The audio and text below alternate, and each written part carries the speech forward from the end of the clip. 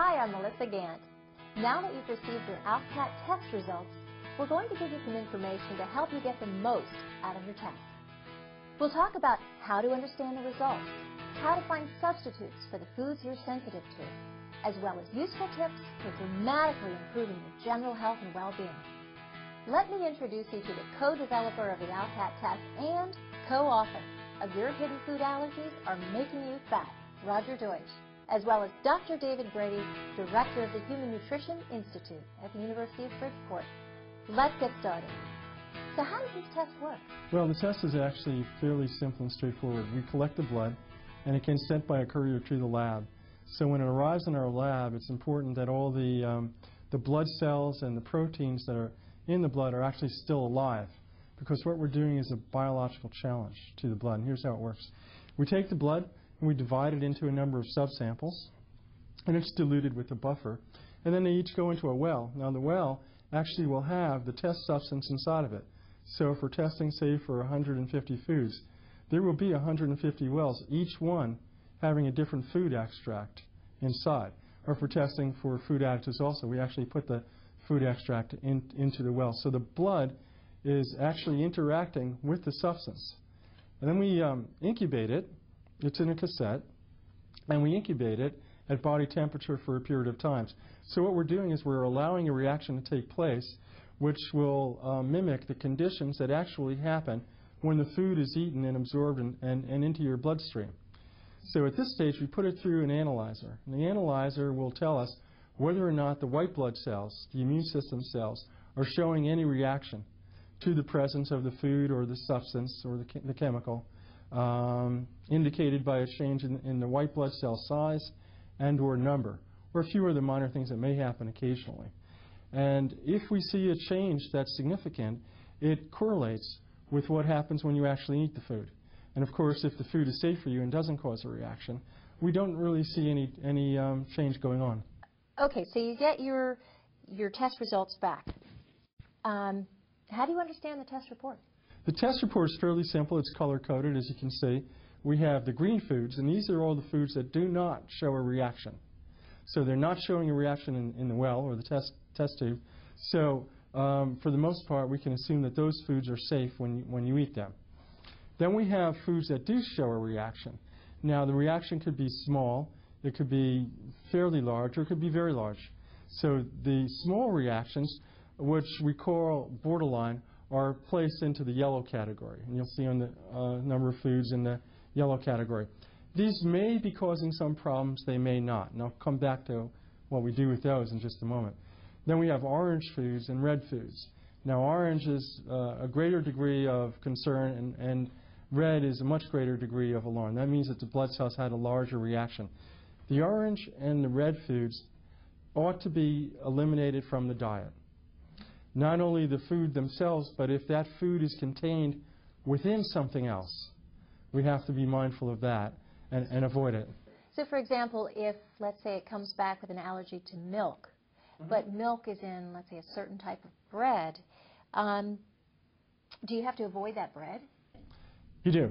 So milk, for example, well, by the way, we use the word intolerance and I'll explain the difference later on between allergy and intolerance. And the ALCAT test is measuring intolerances.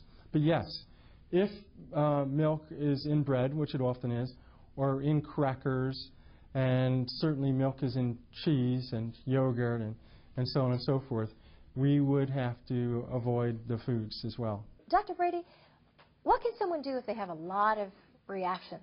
The results come back and there are a lot of foods that show to be sensitive to. Right, and that is actually fairly common. It's more common than you would think, because in our modern foods of convenience type of diet, there's a lot of hidden foods. As Roger had just talked about, if you're allergic to milk, let's say you have to avoid the foods that milk is in. Well, in a lot of the convenient foods that we eat, that the food industry has processed, there is milk in them, there's wheat in them, there's corn in them, there's often soy in them. So we're getting overexposed to a lot of common proteins in the diet, where if we were really eating a fresh whole food diet and really varying the type of foods we ate more, we wouldn't be overexposed to these proteins, and our immune response would be very different to the foods that we eat. So someone who has a lot of responses, we call that panallergy. That's often not a disorder in and of itself. It's often a result of some things. It's a result, like I mentioned just before, of eating the same foods all the time.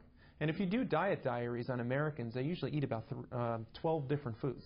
And they just eat them all, every day, day in, day out.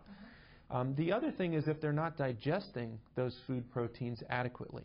A lot of Americans have problems with their digestion. A lot of Americans take antacid medications. As people get older, their stomach acid declines generally, even though when they become symptomatic, they're often put on antacid medications, which is not always the best thing to do. But whether it's because of medications or not, if you're not digesting the proteins very well, you don't prepare them right for the body's immune system to accept them. And they're looked at by the body as a foreign invading protein, just almost like it would look at a bacteria or a virus, for instance. So if we're not digesting the foods well because we don't make enough enzymes or because we don't have adequate stomach acid, then we may become allergic to a lot of the foods we eat. Also, a lot of things in the modern lifestyle, including stress and other things, really decline the ability of our intestinal lining to keep out what's bad and only let in what's good. We get a condition known as leaky gut. Basically, things are allowed to come through the intestines and enter the bloodstream and the lymphatic stream before they're adequately prepared. And this includes proteins and foods which can cause intolerances or even in some cases overt allergy. So by rotating the diet, eliminating certain foods for a while, improving digestion and improving overall gastrointestinal health, we can help the patient start to be able to eat certain foods again. Interesting. Now, Roger, I know in your book you talk about how food intolerances can create cravings. How do food intolerances create cravings? That's a really interesting question. I can tell you for sure they do. Because just about everybody who has a problem with cravings loses it when they figure out what foods they're intolerant of and take them out of the diet. Here's what we think is happening. We found out now that serotonin, which is a very important chemical, which most people know as being a neurotransmitter, meaning a chemical that communicates messages in the brain, is responsible for making a person feel happy, comfortable, relaxed, and also controls their hunger. So now what we found out recently is that when there's an inflammatory process going on in the gut, this is very interesting, 65% of the immune system is in the gut. And when there's an inflammatory process going on and some of the immune cells are talking to the other immune cells, one of the chemicals they use for their communication, and therefore it gets absorbed, is serotonin. So guess what? It looks like we're creating a serotonin deficit in other parts of the body, particularly the brain. So a person begins to feel a little uneasy, uncomfortable, and they unconsciously know that they can correct their feeling by changing the level of serotonin in the brain. And here's how you do it. You eat sugar, or you eat a high glycemic index food. Now why does that help?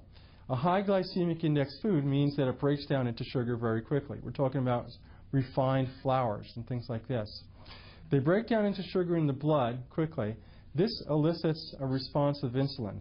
So you get a rapid response of insulin. The insulin, its purpose, its main purpose, is to bring amino acids into the tissue, like the muscle tissue. So it will cause particularly branched-chained amino acids to go into the muscle tissue. Now tryptophan, which is also in the blood, by the way, tryptophan is the precursor of serotonin, now has less competitors. The branched-chain amino acids are out of the picture for the most part. It can then cross into the brain by going across the blood-brain barrier, which is there to keep junk out from damaging our brain. The tryptophan goes into the brain and it's converted into serotonin, and the person suddenly feels more relaxed, they feel satiated. But it's a cycle, it's only temporary. And the way to get rid of those cravings is the way to get rid of the food, which is causing the inflammatory process in the gut.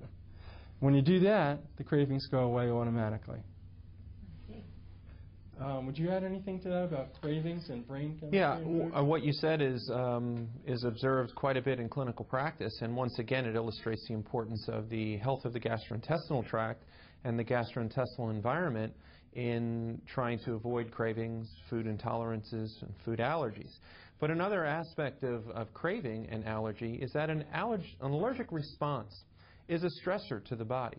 I kind of compared just before that when we react to a protein in food, which we would call a food allergy, it's very similar in the immune system, or from the immune system's perspective, as if the immune system was reacting to a protein in a bacteria or a virus. So of course we think of an infection as a stressor to the body. Well, so is an allergy or an intolerance. And stressors create stress hormones. And these stress hormones invoke what we call the fight or flight system. It mobilizes the body to get ready to fight, kick, scream, run, do something. But it causes increased blood sugar.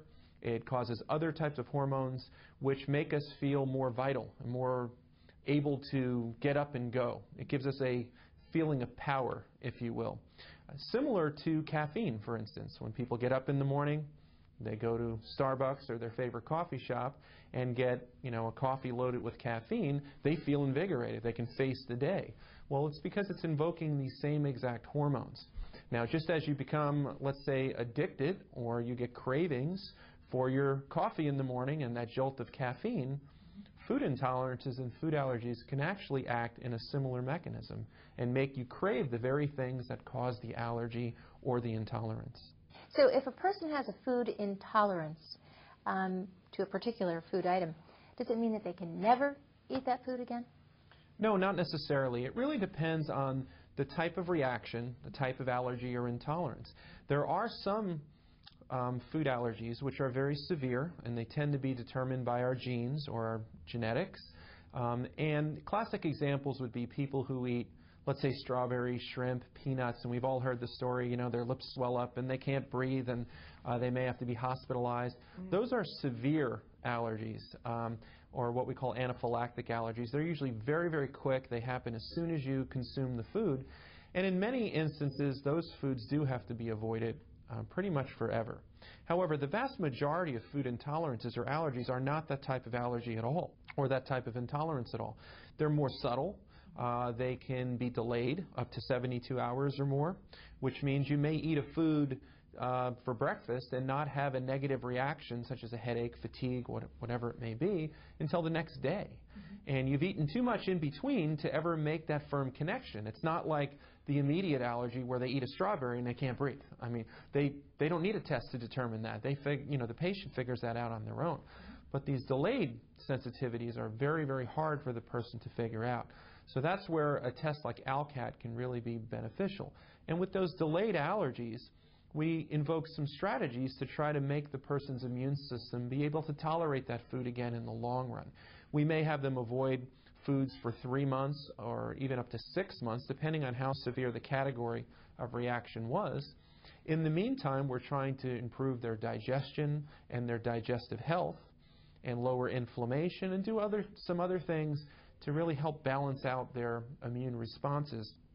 And then over time, we slowly work some of their foods that may have been reactive on the test back into the diet while we monitor them for any return of symptoms, and we try to safely and gradually get a lot of those foods back into the diet, and generally we're very successful in doing that. That's great. Now, how common is a food intolerance? Food intolerance is extremely common, particularly when you get into these more subtle, delayed type of reactions that I spoke of earlier. Once again, we can't just think of those severe allergies like peanuts and strawberries. Those are the most dramatic ones, and those get the headlines. But most of us are dealing with some level of intolerance to the foods we eat. Like I said, because we eat the same foods all the time, we're overexposed to certain proteins. The modern American and Western lifestyle is not great for the intestinal system, so we generally don't have great intestinal health. We have what's called leaky gut. We may not have enough enzymes and hydrochloric acid. So we're not preparing our foods well, and we're eating the same foods over and over again. And it's really is a recipe for intolerance and sensitivity for our immune systems. I would just add to that, too, that one of the other problems, as Dr. Brady points out, is that we don't have the enzymes to deal with all the foods that are in our diet. And our diet has changed since in industrial times in a number of different ways. Number one, the food is not grown in its natural way as it used to be. And so there may be, on the one hand, fewer nutrients in it, nutrients that we need in order to process the food. B, additives that the immune system doesn't recognize or the immune system reacts against. And C, we're also, because of the way foods are grown commercially and the way they're shipped around, we're eating foods that our ancestors did not have an exposure to, and therefore never evolved the enzymes to break them down, to digest them, and also at later stages in the processing event, actually detoxify some chemicals that may exist naturally in the foods or have been added to the foods. And when you go through that process of not detoxifying and not fully digesting, you get to the stage where it's now in the blood, and the immune system looks at it and goes, "What's this?" Mm-hmm. and perceives it as a threat. As Dr. Brady said, a bacteria or a virus, and mobilizes its resources to fight against it, to neutralize it. And that's why it's so common, because our habits today in modern society. Roger makes a great point. Our diet today is very different than our ancestors. There's a lot of work into what's called the Paleolithic diet, comparing the diet of humans for the vast majority of time, 98% or more of the time we've been on the planet. We ate the same kind of foods. We were hunter-gatherers. We ate some meat, we ate some nuts and berries and fruits and things like that. But what we did not eat is a large amount of mass-grown grains, such as, wheat, oats, rye, barley. These are all things that are staples of our modern diet, and there's many good aspects about that. It's helped feed the world and stop a lot of hunger, but it's not always perfectly adapted to our immune system. The advent of these, modern farmed grains is a very recent introduction into the human diet stream when you look at the total amount of time we've been around. And it's really not been long enough for humans to adequately adapt our enzymes and our metabolism to deal with these things. We see a lot of diseases that are tied exactly to intolerance or sensitivity to grains such as wheat and barley and rye. Celiac disease, a small intestine inflammatory disorder, which is now also being tied to potential early dementia and other types of autoimmune diseases, is a reaction to gluten and gliadin. These are parts of those very grains. Mm-hmm. Dairy, for instance, is a pretty modern introduction into the human diet stream. Even though we think they've been around for a long time, in the grand scheme of things, they really haven't. So now I have a question for you, Roger. How accurate is this ALCAT test? I know there are other tests on the market. Sure. Well, the accuracy of the ALCAT test is actually pretty high. The research on the ALCAT test began in 1984, and it's never stopped. We continually improving the assay. We build the analyzer that analyzes the blood cells when they're exposed to the foods or other substances to do exactly what we want, to give us a reading on the measurement of the reaction of the immune system cells. We have figured out the right chemistry to use in the test, the right sort of buffers and so forth, the right timing, the right periods of incubation, the type of antigens or food extracts that we use in the process. When you compare, so we've done all that work. When you try to assess, if you're a university professor, for example, you're an academician, and you want to assess the accuracy of an in vitro test, such as a food intolerance test, such as the ALCAT test, you have to compare it to something. So what is the one thing we know is the standard? In this case, in the area of food intolerance testing, the standard, or considered the gold standard, is an oral challenge, ideally double-blinded, which means that a person actually eats the food, and ideally under conditions where they don't know whether the food that they're eating has been indicated by the test to be reactive or non-reactive. And even the scientist, the experimenter, who's informing them which food to eat and when, they don't know, so that there could be no sort of subtle communication as to whether or not a food is reactive or not. Now, when these studies have been carried out with the ALCAT test, the correlation between the ALCAT results and a double-blinded oral challenge with food has been actually 83.4%, which is quite high. With food additives, it's been shown to be 96%. So it's not 100%, but it's fairly close. Now, compared with any other test that's been studied in this rigorous kind of way, it's way on top.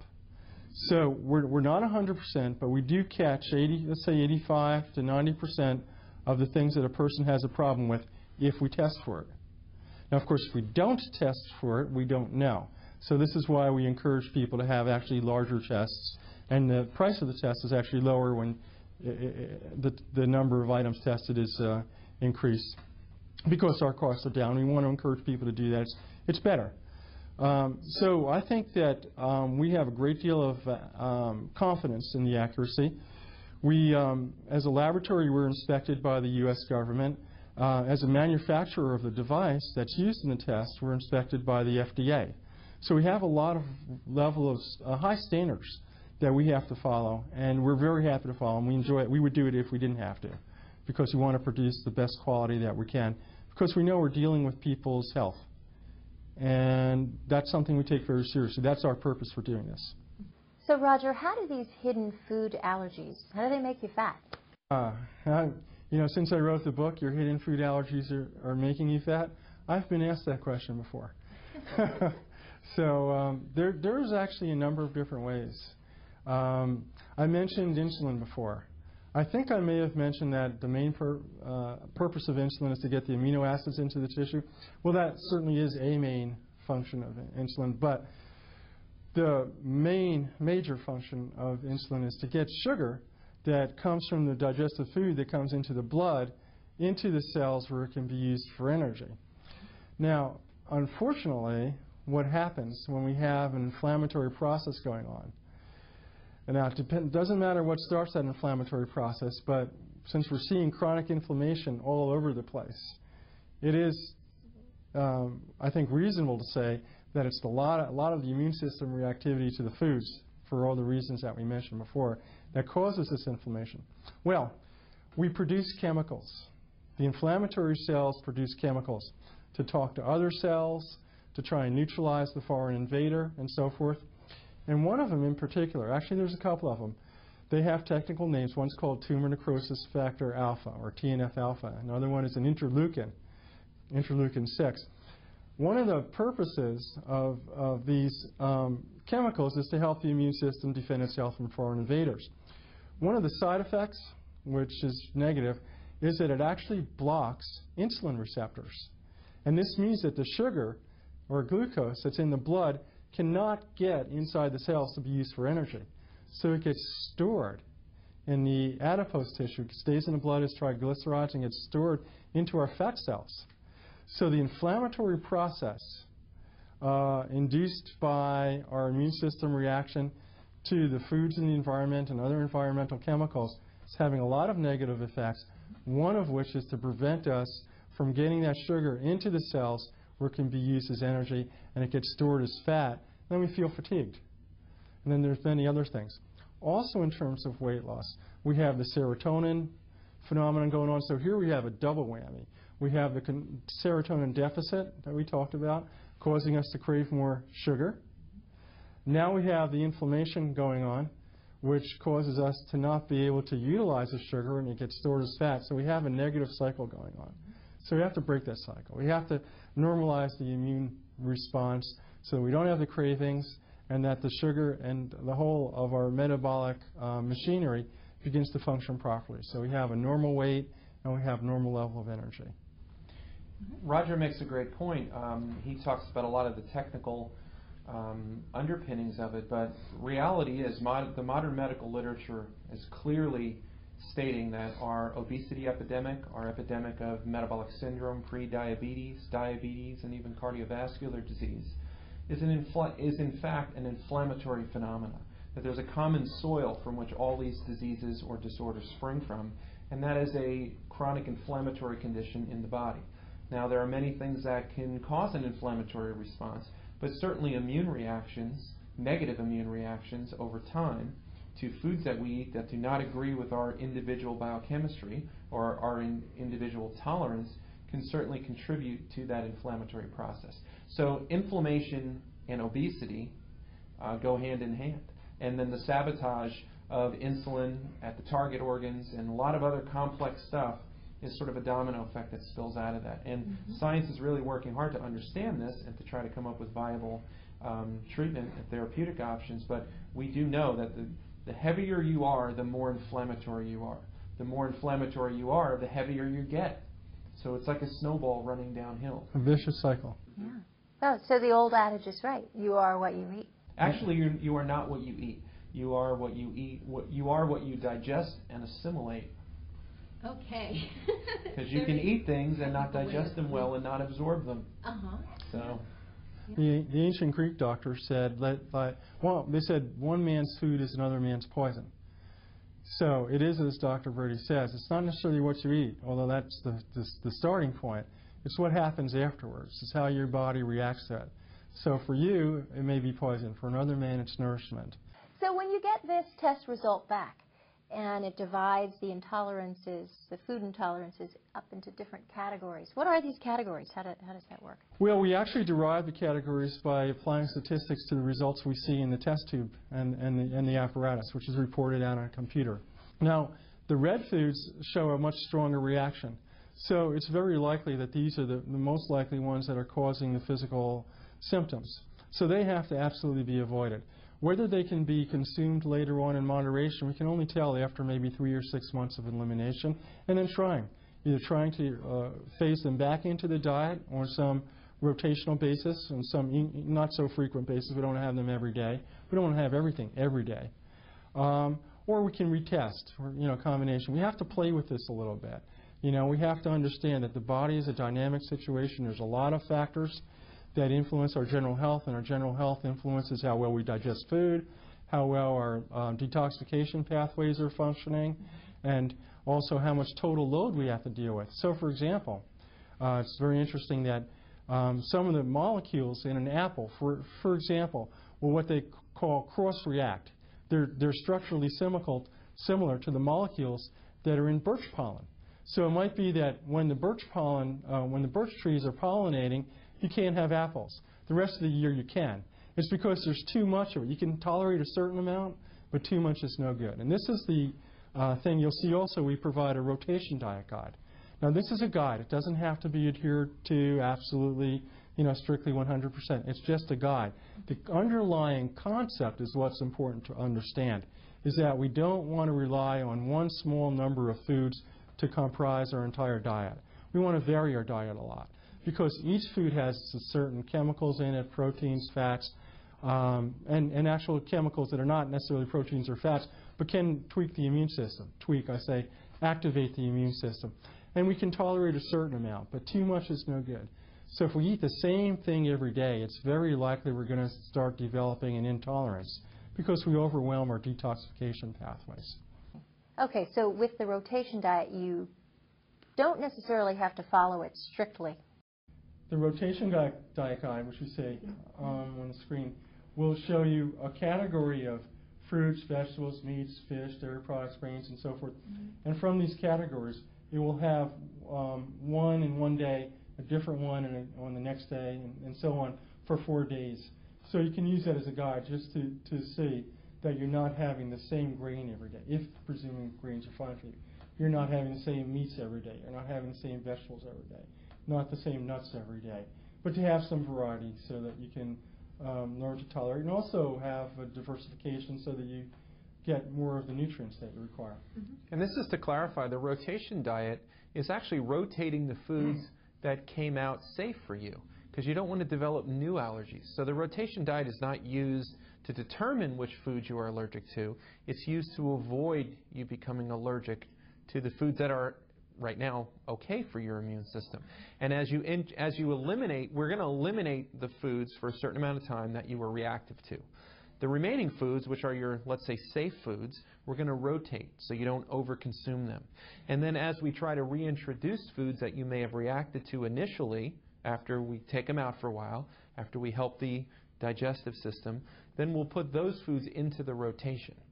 In other words, you don't eat those foods every day again. You're going to eat them, occasionally, and give your immune system a break, basically, from confronting that same protein or that same chemical in the food on an ongoing basis. Are there supplements that you can take during this elimination phase?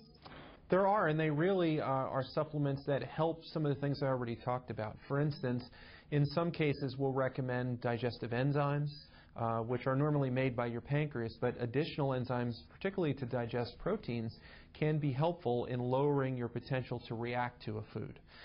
If someone is low in hydrochloric acid in the stomach, we may use some hydrochloric acid supplementation. There are some things that are very important for the integrity of the intestinal lining to keep proteins and other things out of the bloodstream until the body has prepared them. Things like L-glutamine. There are some herbs or botanicals that are commonly used, for instance, to help inflamed or even ulcerated intestinal linings. We could use in this application as well. Things like licorice root, slippery elm, marshmallow root, chamomile. A lot of people sip chamomile tea when they have an upset stomach. Mm-hmm. So when I get these test results back, can I contact ALCAT? Absolutely. Cell Science Systems. We have a hotline. 800 US ALCAT. We have staff who can answer questions. We have staff who can provide directions to who in your local area you can contact for ongoing guidance and support. Very good. Okay, I'd like to hear about some testimonials. Tell me some case studies. Well, I do a myriad or a large array of different types of very cutting-edge metabolic and nutritional testing. And the ALCAT test is one of the most common tests that I do. It's certainly not the only one, but it is one of them. And it's really been the key to unlocking mysteries in some very difficult cases, including situations where we know food sensitivity, food intolerance, food allergy may indeed be playing a role. And they're very diverse. Everything from vague gastrointestinal symptoms, bloating after meals, gas, people with irritable bowel syndrome, to those with respiratory conditions, reactive airway disease and asthma, skin conditions, rashes that no one can figure out, headache, fatigue. There's been many situations where we've tried a lot of different things, a lot of different dietary strategies. We looked at thyroid diseases and things like that in conditions and ruled them all out, and someone could still not lose any weight. And at the end of the rope, in the beginning, before we figured out this strong connection, we would ALCAT test them or food intolerance and sensitivity test them, get them off the foods their immune system didn't agree with, and all of a sudden, if they then followed a decent dietary regime and some of the other supplementation things we do, they were able to lose weight. So it seemed to be able to provide a little bit of a shift in metabolism when someone got on a diet that was compatible with their unique biochemistry. So it's really, food allergy and food intolerance can cause a whole range of symptoms and signs around the body.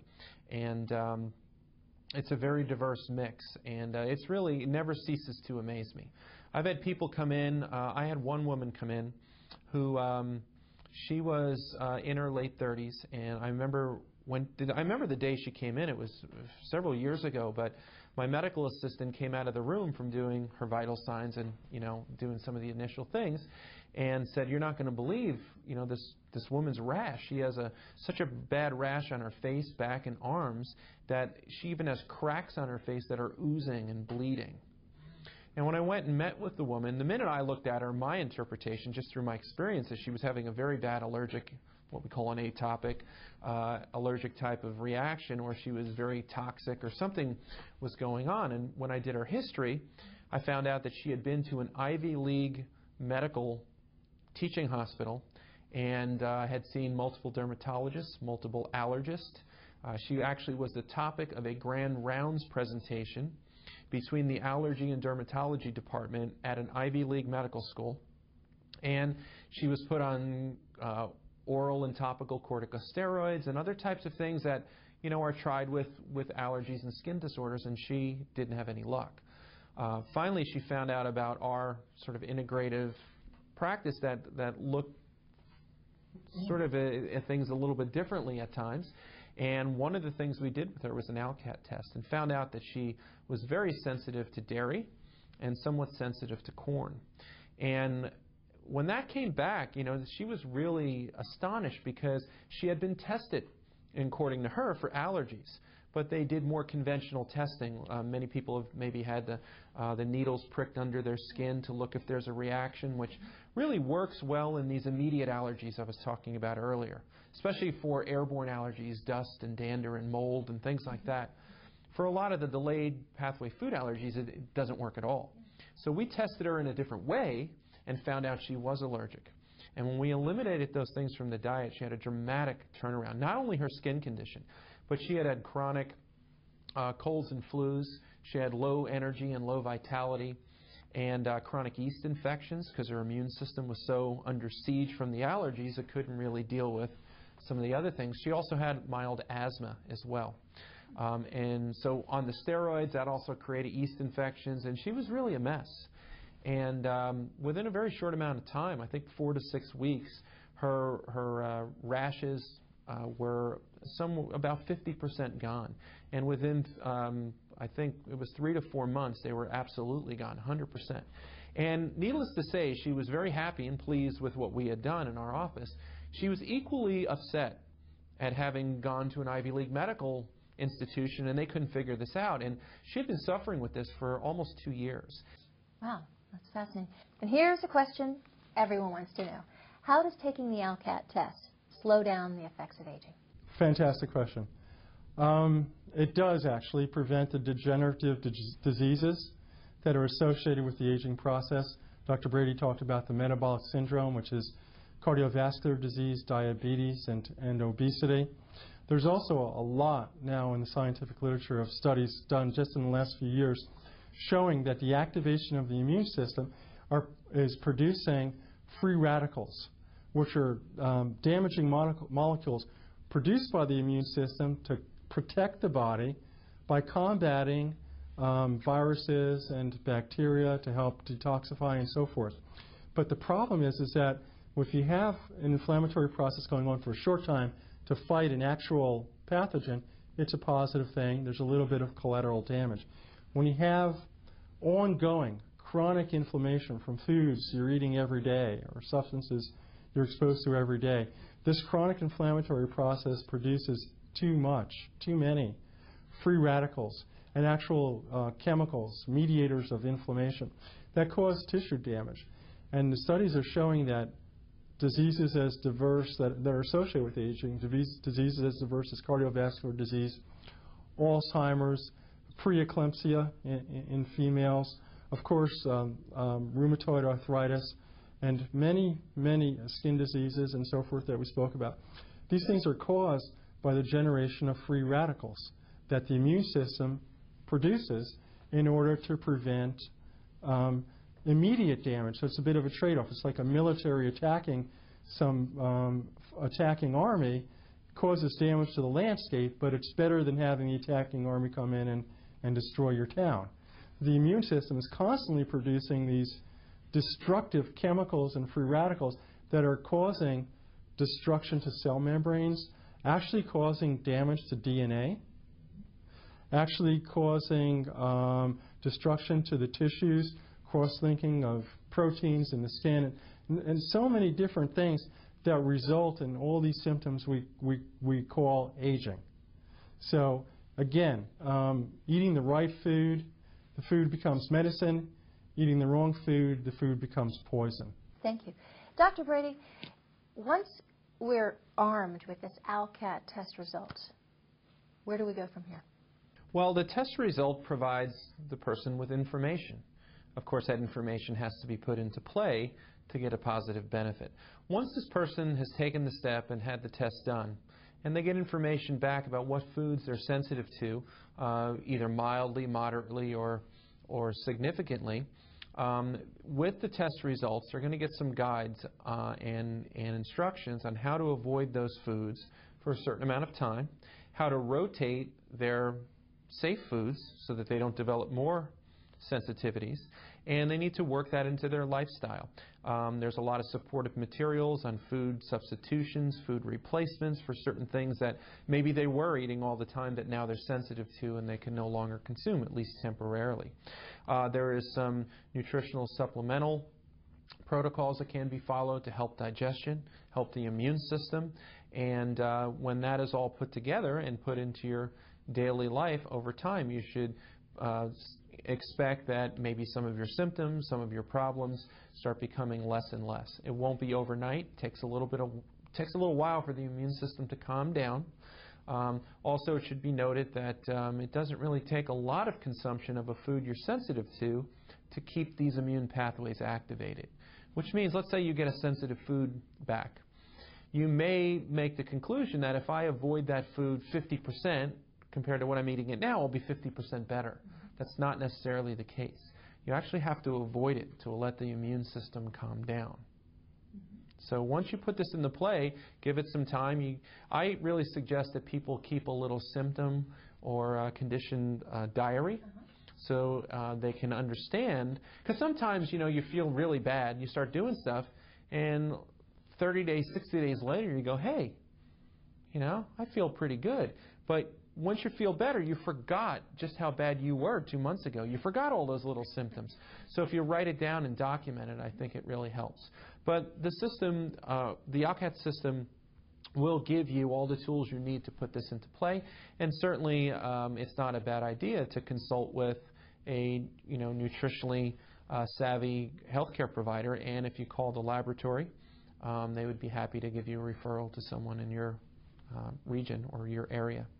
We're talking about a health program. We're talking about optimizing health, and certainly no one would question that diet, nutrition, good lifestyle, exercise, right frame of mind is a foundation to enable that to happen.